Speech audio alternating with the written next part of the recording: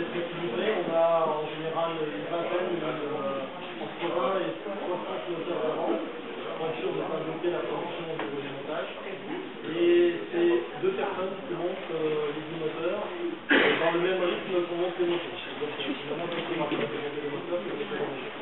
Et il y a toute la partie pré-montage qui est beaucoup plus longue. Donc là-bas, vous avez des tests de contrôle d'étanchéité des culattes, c'est-à-dire qu'une fois qu'on a monté les soupapes, régler le jeu aux soupapes, on a une machine automatique sur laquelle on met les culattes et on vérifie qu'on a une parfaite étanchéité au niveau des soupapes. Il n'y a pas un originage ou alors une impureté qui soit mise entre les sièges et les soupapes. Donc dans le même principe que les motos, il y a des personnes qui s'occupent du pré-assemblage, c'est-à-dire le montage des carters, montage des roulements dans les carters avec un four qui se trouve ici. Et on monte les carters en température, qui nous permet ensuite de mettre les roulements sans avoir à mettre des contraintes et d'emmancher les roulements en forme. Et une fois que tous les sous-ensembles sont préparés, on monte les moteurs 10 par 10 sur le même principe que les motos. Donc les moteurs ne sont pas testés à la fin du montage. En fait, on ne teste les moteurs qu'à la fin au contrôle final que je vous montrerai tout à l'heure. Mais aujourd'hui, on n'a pas de nécessité, dans la mesure où on ne vend pas nos moteurs à d'autres constructeurs, on n'a pas de nécessité de contrôler nos moteurs en dehors des véhicules. Et on a assez peu de défauts au niveau du contrôle final, en tout cas pas suffisamment pour pouvoir justifier de contrôler tous nos moteurs une fois qu'on les a assemblés. C'est nos propres motorisations, c'est les moteurs que l'on a décidé au niveau du bureau d'études. C'est 250 cm. 254. 250 et il y a une ligne de 250 et une ligne de 380. On va passer à la partie usinage.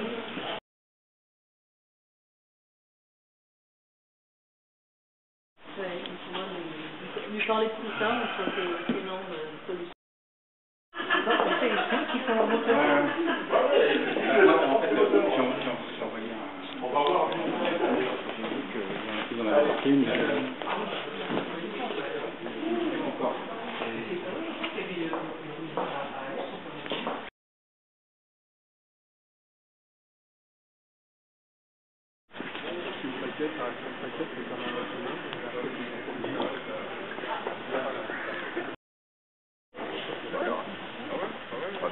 Attends, Duclos est signé 27e au lieu.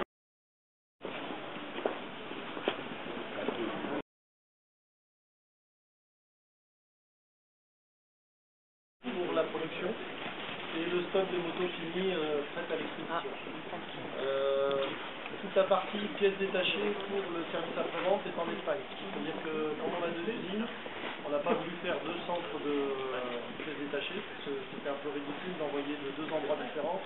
Donc tout le stock de pièces détachées pour expédier soit chez le client final en France ou en Espagne, soit chez nos distributeurs, parce que les autres pays on passe à travers des distributeurs, donc eux ils ont leur propre stock de pièces détachées et ils distribuent leurs pièces détachées directement de leur siège social. Nous on distribue directement toutes les pièces détachées chez le concessionnaire directement d'Espagne pour la France. Là les pièces détachées que vous avez derrière c'est uniquement pour la production et pas pour le service après-vente.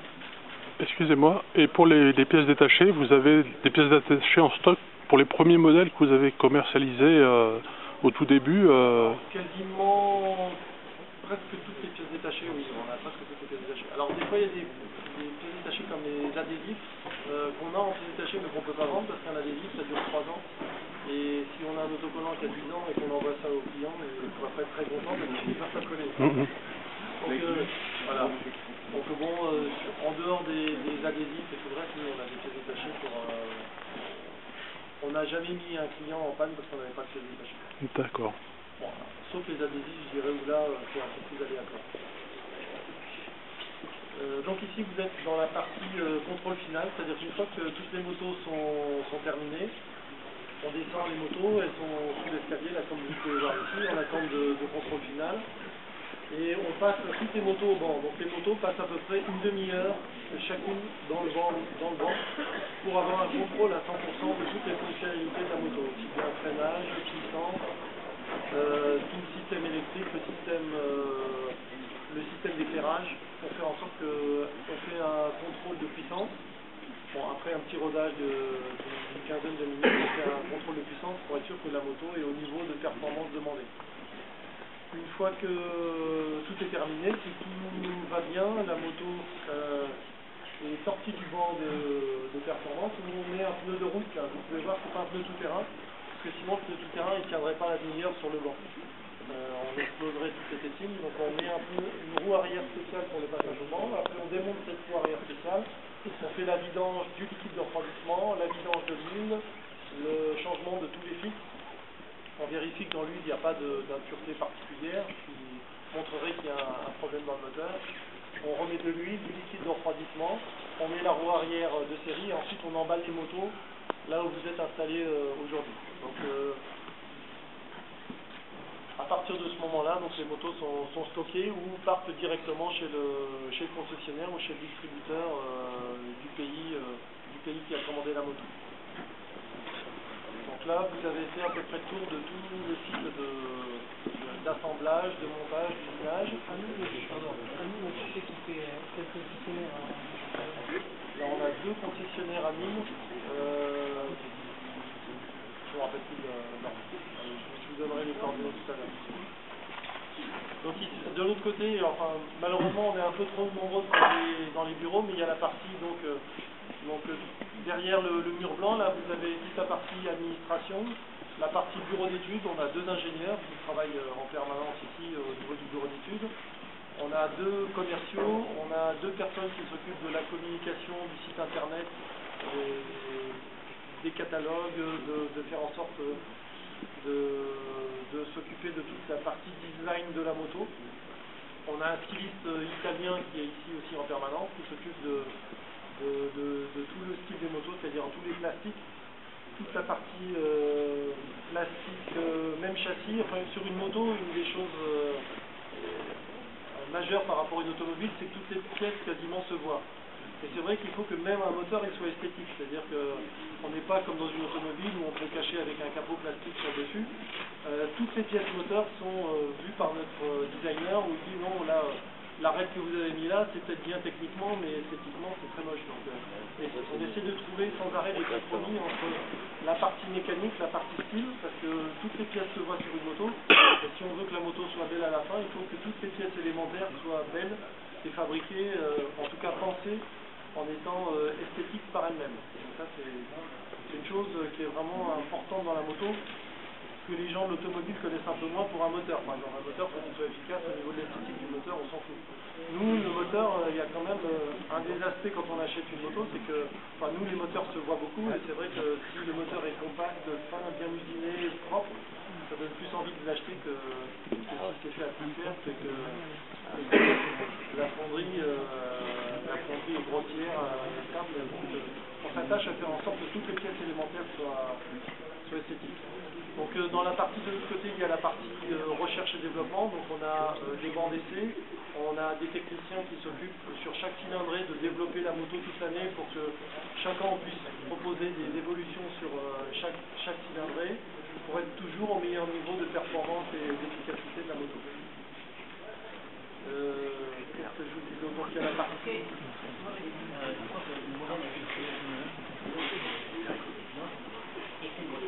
Alors tout à fait, on a un team de 4 pilotes aujourd'hui, donc qui roulent en championnat du monde en enduro, en championnat de France, en championnat d'Espagne, championnat d'Italie.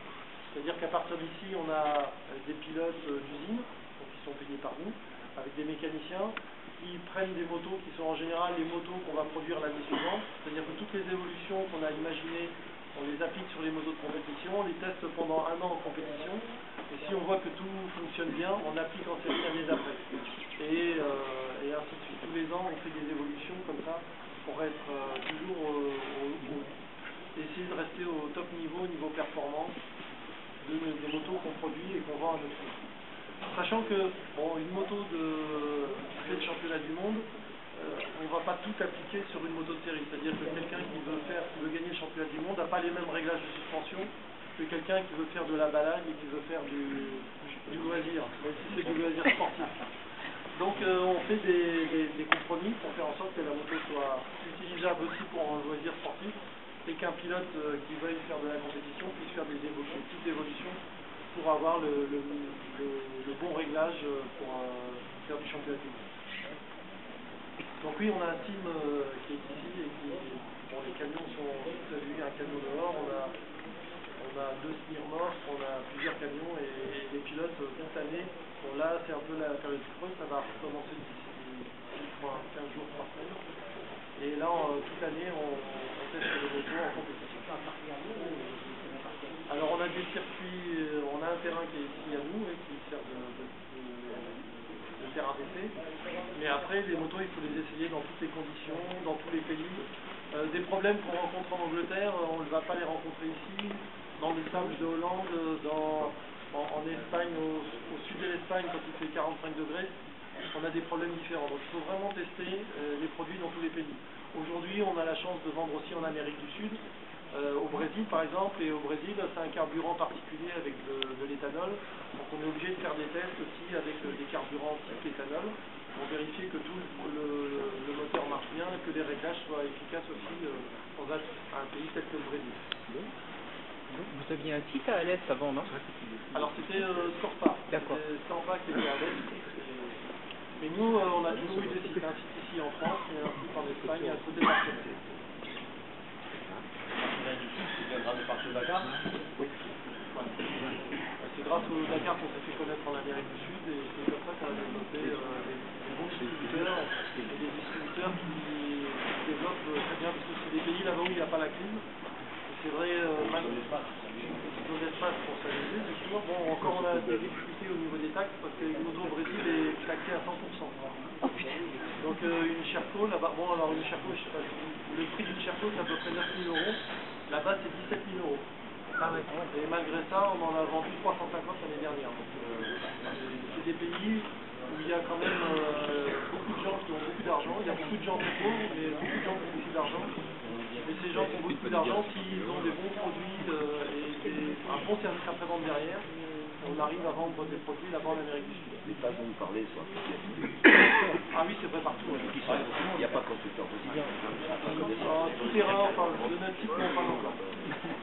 Bon, après, si on commence à en vendre un millier là-bas, on aura peut-être aussi ce qu'on appelle CKD, c'est-à-dire l'assemblage de produits là-bas pour éviter de payer de la taxe. On vend des produits un peu moins chers. Mais bon, aujourd'hui, on n'en est pas à ce niveau-là. On a le même problème aussi avec en Europe. Au Danemark, vous achetez un hier pour 10 000 €.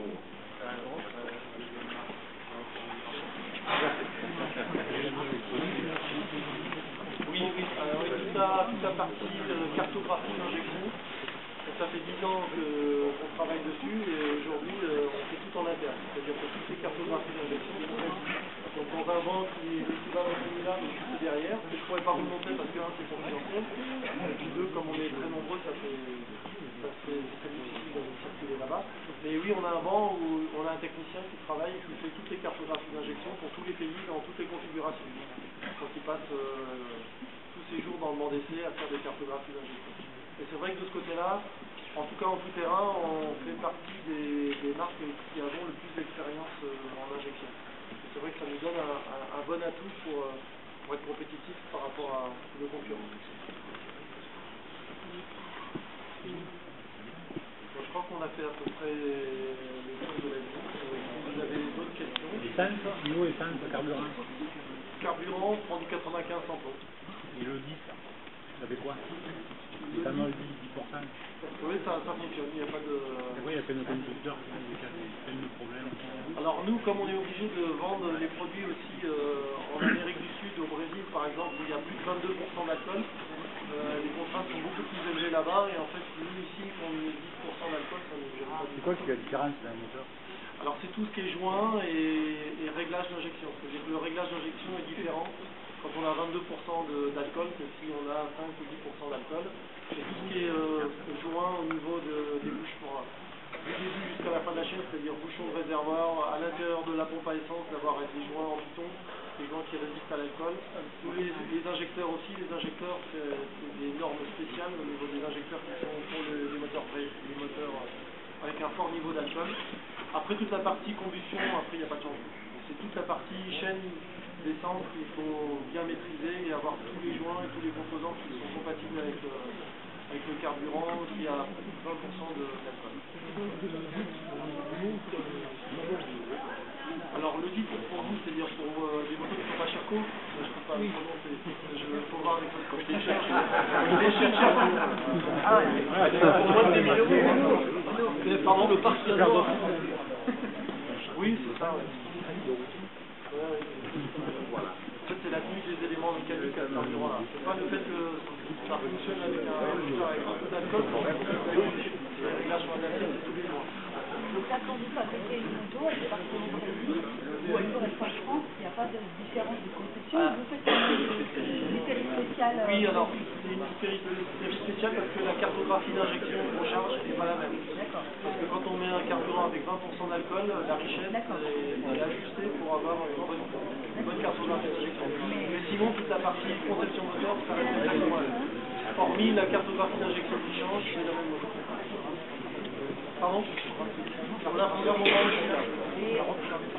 Non, c'est-à-dire la centrale électronique est vide, on la charge ici et on sait la moto si elle va au Brésil, si elle va en Allemagne, si elle va en France. Donc on sait qu'on a une série de 10 motos Brésil et 10 motos on va être chargé avec la cartographie Brésil. Si on veut nous mettre l'additif dans notre chambre de l'alcool de façon personnelle, on vous dit vous nous réglez la moto avec ça serait possible. Ouais, mais bon, à la limite, si vous mettez 20 pour rapprocher le carburant au Brésil, on peut dire on met la cartographie Brésil. Mais bon, que ce soit Brésil ou France, si vous n'avez pas la bonne cartographie, la moto va être un peu moins performante, ça va marcher quand même. Bon, mais nous, on cherche toujours les top performances, donc on fait des cartographies qui sont vraiment très optimisées pour le carburant Brésil, très optimisées, mais si un jour on fait du carburant Brésil ou inversement, ça marchera quand même. Il n'y aura pas de problème de fiabilité, il n'y a pas de panne. Non. La moto aura peut-être un cheval de moins.